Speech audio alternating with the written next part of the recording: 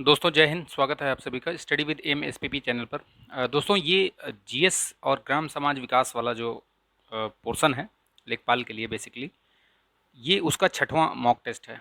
ठीक है, 5 mock test मैंने ऑलरेडी अपलोड कर दिए हैं चैनल पर।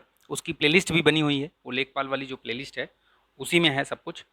ठीक है, आप उसमें देख लीजिए, लिंक दी हुई है डिस्क्रिप्सन बॉक्स में। और देखेंगे तो निश्चित तौर पर आपको बहुत फ़ायदा होगा। ठीक है, आपके क्वेश्चंस रिवाइज हो जाएंगे। और ये आखिरी होगा टेस्ट, इसके बाद मैं इससे रिलेटेड टेस्ट नहीं डालूंगा क्योंकि 2 ही 3 दिन बचे हुए हैं। अब आप लोग बस रिवीजन कीजिए, जो पढ़ा है रिवीजन कीजिए। नया कुछ भी पढ़ने की ज़रूरत नहीं है, वैसे इसमें नया कुछ भी नहीं है, ये सब आपने पढ़ा है वो क्वेश्चन फॉर्मेट में आपका रिवाइज हो रहा है। तो आप बस अब रिवीजन कीजिए या जो नोट्स बनाया है उसको आप रिवाइज कीजिए। जो आपने मॉक टेस्ट लगाए हैं उनमें जो आपका गलत हुआ है, ठीक है, आप एक बार खोलिए उसको और उसमें जो गलत हुआ है वो चीज़ें आप रिवाइज कीजिए। ठीक है, वीडियो पसंद आए तो लाइक कीजिएगा, शेयर कीजिएगा दोस्तों में, चैनल पर नए हैं तो सब्सक्राइब कर लीजिएगा। चलिए, और बेल आइकन भी प्रेस कर लीजिएगा ताकि वीडियो का नोटिफिकेशन आपको मिलता रहे। तो चलिए शुरू करते हैं इसको फटाफट। देखिए, प्राचीनतम वेद कौन सा है? तो सबसे प्राचीन जो वेद है वो है ऋग्वेद। ठीक है, सबसे पहले ऋग्वेद ही जो है पुराना, मतलब सबसे प्राचीनतम माना जाता है। ठीक है, यही है। ऋग्वेद में कुछ चीज़ें हैं, जान लीजिए। इसमें 10 मंडल हैं। ठीक है, 10 मंडल हैं और 1028 सूत्र हैं इसमें। क्या है? सूक्त। सूक्त। ठीक, तो ये 10 मंडल याद रखिएगा, 1028 सूक्त याद रखिएगा और 10,462 ये ऋचाएँ हैं। ठीक है, तो ये सारी चीज़ें ध्यान रखिएगा। कई बार मंडल तो पूछा जा सकता है कि कितने मंडल हैं, ये ऋचाएँ नहीं पूछी जाएंगी। अच्छा, इसका जो पुरोहित होता है, जो ऋग्वेद का पुरोहित, उसको क्या बोलते हैं? तो उसका होत्र बोलते हैं। ठीक है, क्या बोलते हैं? होत्र। ठीक है, या कहीं कहीं होता भी लिखा होता है। ठीक है, होता या होत्र। ठीक है, जो भी दिखे आपको उसको टिक लगा दीजिएगा। ये पूछा जाता है प्रश्न कि इस ऋग्वेद को पढ़ने वाले विद्वान को, उसके पुरोहित को क्या कहा जाता है? तो होत्र। ठीक है, चलिए नेक्स्ट देखते हैं। विक्रम संवत कब प्रारंभ हुआ था? तो विक्रम संवत ये 57 ईस्वी पूर्व में शुरू हुआ था। ठीक है, यहाँ से स्टार्ट माना जाता है। ठीक, तो याद रखिएगा ये एक सम्राट थे विक्रमादित्य, उनके नाम से ये प्रचलित है। अत्यंत प्राचीन संवत है ये। ठीक है, विक्रम संवत। निम्नलिखित में से किन सम्राटों के शासनकाल में भारत का पहला, सम्राटों लिखा हुआ है यहाँ पे, थोड़ा मिस्टेक है ये। तो ये होना चाहिए कि निम्नलिखित में से किस सम्राट के शासनकाल में भारत का पहला मुद्रा रुपया जो है मुद्रित हुआ था? तो ये शेरशाह सूरी के टाइम पे हुआ था। तो ध्यान रखिएगा इसको। ठीक है, नेक्स्ट देखते हैं क्वेश्चन। निम्नलिखित में से किसने सभी तीनों जो गोलमेज सम्मेलन हुए थे उसमें भाग लिया था? तो आपने पढ़ा होगा इतिहास में या ये पॉलिटी में कि डॉक्टर बी आर अम्बेडकर जो है, ये तीनों ही गोलमेज सम्मेलन में, 3 गोलमेज सम्मेलन हुए थे, तीनों में बी आर अम्बेडकर ने भाग लिया था। ठीक है, दूसरे वाले में महात्मा गांधी गए थे जो 1932 में हुआ था, ध्यान रखिएगा, ये भी पूछा जा सकता है। ठीक, तो ये याद रखिएगा। तीनों में अगर पूछा जाए तो बी आर अम्बेडकर, अगर द्वितीय में पूछा जाए कि किसने भाग लिया था कांग्रेस की तरफ से, तो महात्मा गांधी जी का नाम याद रखिएगा। हिंद स्वराज, हिंद स्वराज, इनकी डेट आप याद रखिएगा अगर याद रहे तो, क्योंकि कई बार मैचिंग में आ जाता है। जो प्रथम गोल में सम्मेलन हुआ था वो 1930 में हुआ था। ठीक है, कब हुआ था? 12 नवंबर 1930 से लेकर के और इधर 19 जनवरी 1931 तक हुआ था। ठीक है, 1931 तक। तो इसकी डेट याद रखिएगा, 1930 में शुरू हुआ था। दूसरा जो हुआ था वो 1931 में ही हुआ था और तीसरा जो हुआ था वो 1932 में, 31 से 32 में ये हुआ था। ठीक, तो ध्यान रखिएगा इसको। हिंद स्वराज किसकी पुस्तक है? तो ये गांधी जी की ही है।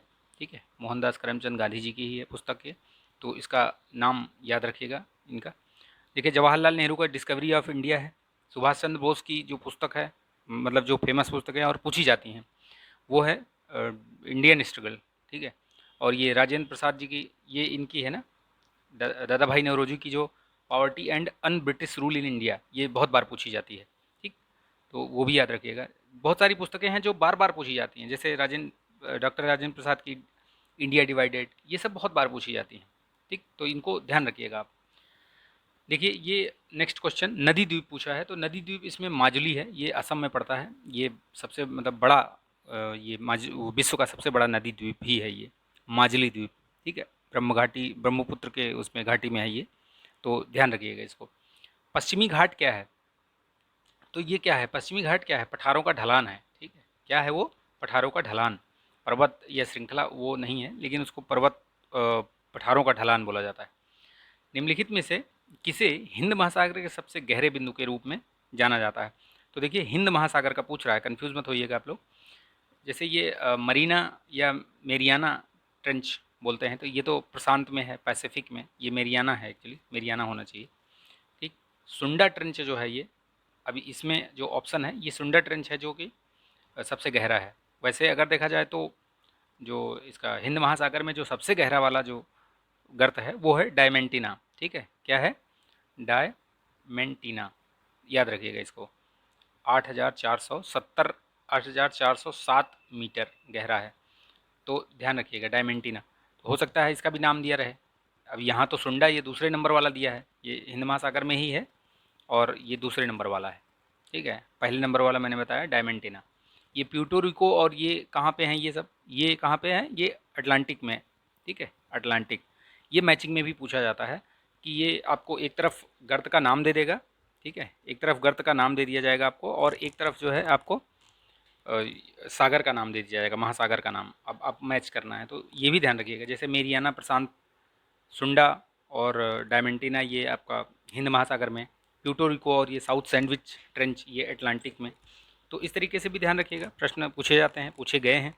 तो किसी भी टाइप से प्रश्न पूछा जाए उसको आप तैयार करके रखिए।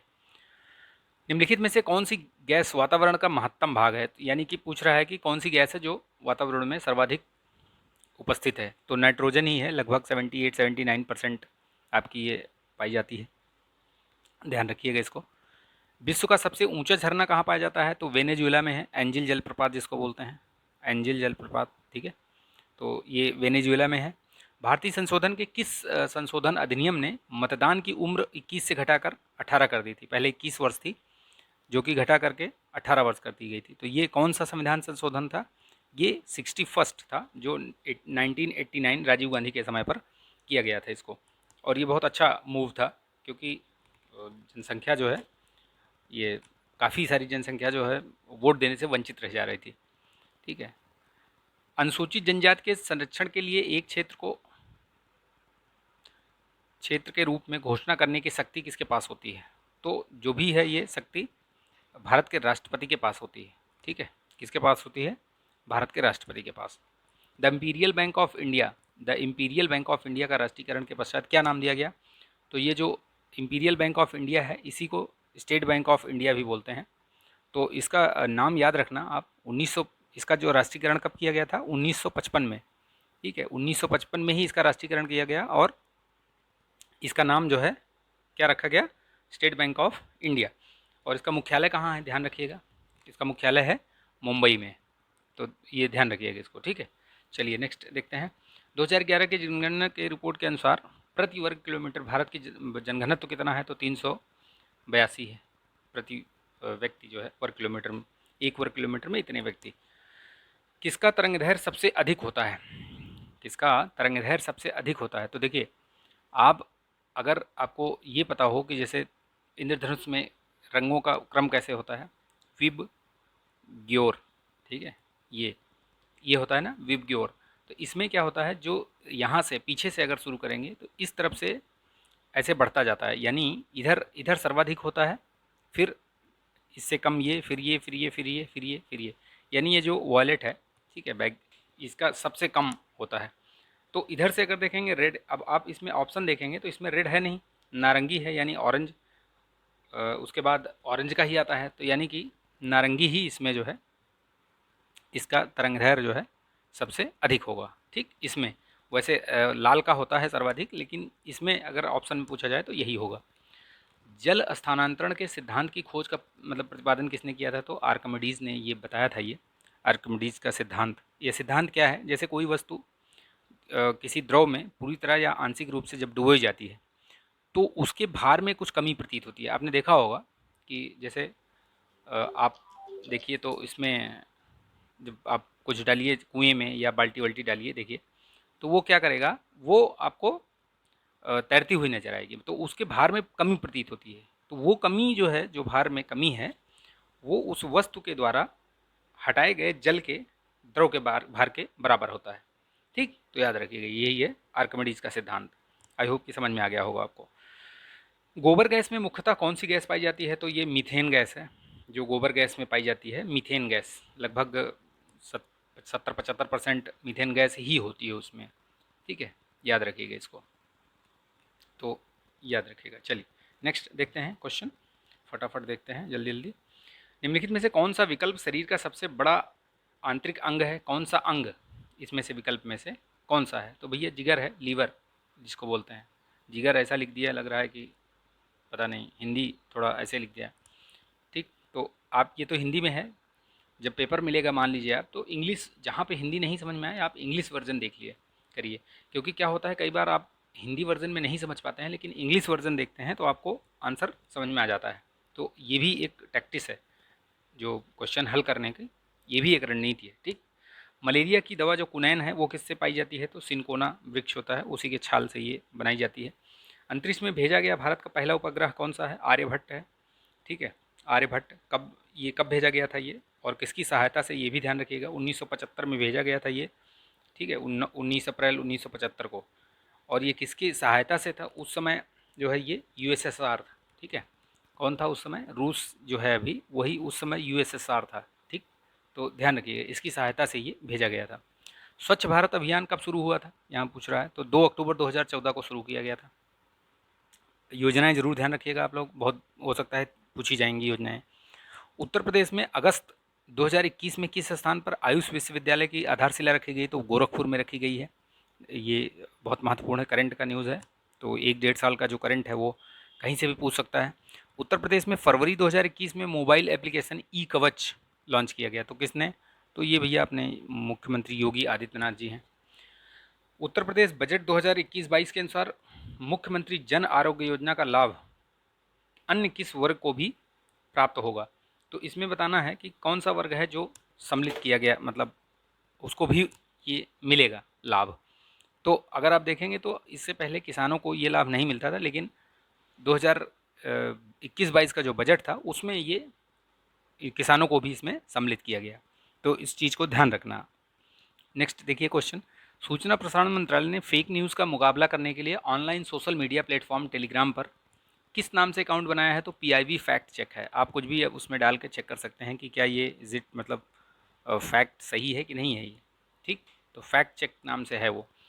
ऐसे ही कोई चीज़ आप लोग शेयर मत करिए करिए, चाहे वो फेसबुक हो, व्हाट्सअप हो, यूट्यूब हो, कहीं भी कुछ भी चीज़ है बिना उसकी सत्यता जाने हुए आप उसको शेयर मत कीजिए। ठीक है, उससे नुकसान होता है, तो ध्यान रखिएगा इस चीज़ को। निम्नलिखित में से कौन सा अम्लीय मृदा में सफलता से उगाया जाता है? कहने का मतलब इसमें से कौन सी ऐसी फसल है जो अम्लीय मृदा में भी उसको उगाया जा सकता है? तो इसमें देखेंगे तो तरबूज है जिसको अम्लीय मृदा में सफलतापूर्वक उगाया जा सकता है।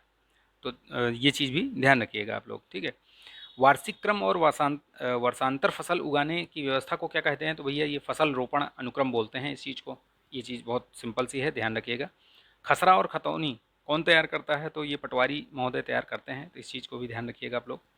ठीक, देखिए इसमें सिराजी और बसरा निम्नलिखित में से किस उत्तम प्रजाति की, मतलब किसकी उत्तम प्रजाति हैं?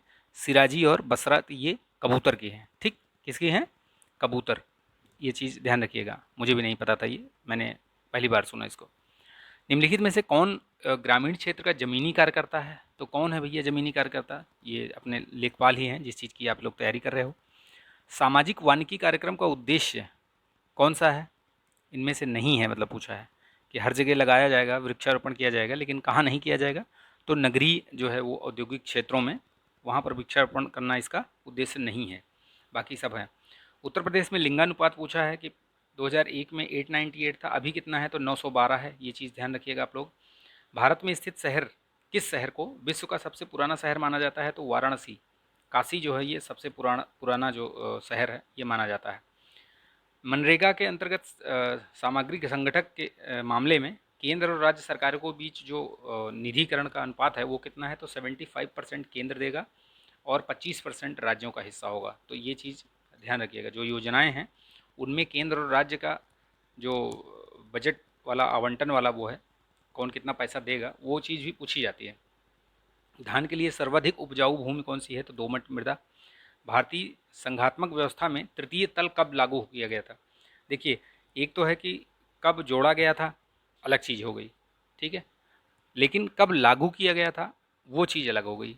यानी कि जो संविधान संशोधन है वो आपका 1992 के हिसाब से चलता है, लेकिन आप लागू कब किया गया, तो ये 93 में लागू किया गया है, ठीक है। तो ध्यान रखिएगा, 24 अप्रैल 1993 में ये लागू किया गया था।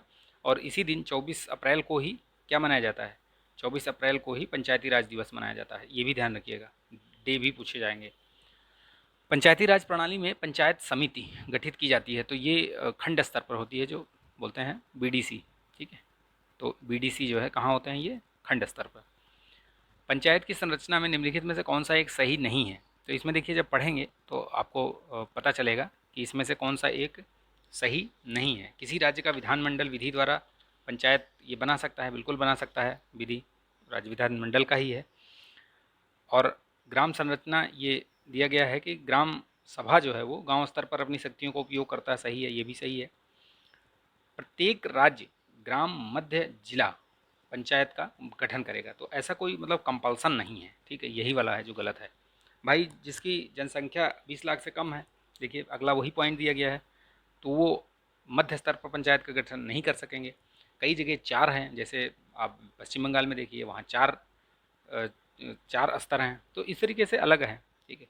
वो मिनिमम है कि आप 3 कर सकते हैं, मतलब कोई कंपल्सन नहीं है, ठीक। चलिए, निम्नलिखित में से किस संविधान संशोधन अधिनियम से नगर पालिकाओं को संवैधानिक स्थिति प्रदान की गई थी, तो वही बताया मैंने आपको कि 73वां संविधान संशोधन और 74वां, तो ये पंचायती राज से संबंधित है, ये नगर पालिका से, और दोनों ही 1992 में ही हुए थे। ये कब हुए थे, 1992 में। तो देखिए इसमें 74वां संविधान संशोधन ये 1992 बी इसका सही होगा, करेक्ट आंसर होगा, ठीक, याद रखिएगा इसको। देखिए इसमें आप नेक्स्ट क्वेश्चन देखिए, छठी पंचवर्षीय योजना के दौरान निम्नलिखित में से कौन सा कार्यक्रम शुरू किया गया था, तो एकीकृत ग्राम विकास शुरू किया गया था, एकीकृत ग्राम विकास योजना, ये याद रखिएगा इस चीज़ को, ठीक। 12वीं पंचवर्षीय जो योजना है उसकी अवधि ये 2012 से 17 के बीच में ये अंतिम थी, इसके बाद नीति आयोग शुरू हो गया। निम्नलिखित में से किस फसल की रोपाई की जाती है, तो ये धान है जिसकी रोपाई की जाती है, बाकी सब तो बुआई की जाती है, लेकिन इसकी रोपाई की जाती है। पूसा सुगंधा ये किसकी है, धान की है ये, ठीक है। गंगा वाराणसी एक प्रजाति है, किसकी प्रजाति है गंगा वाराणसी, तो ये आंवले की प्रजाति है। निम्नलिखित में से व्यवसाय का सामाजिक उद्देश्य क्या है, तो भैया जो व्यवसाय किया जाता है उसका सामाजिक उद्देश्य होता है कि रोजगार का सृजन। मुख्यतः गरीबी उन्मूलन हेतु निम्नलिखित में से किस प्रधानमंत्री ने मूल रूप से 20 सूत्री कार्यक्रम शुरू किया गया था, तो ये इंदिरा गांधी जी के समय पर शुरू किया गया था, और ये जब आपका आपातकाल लगा था उसी के दौरान जो है ये कार्यक्रम सब शुरू किए गए थे।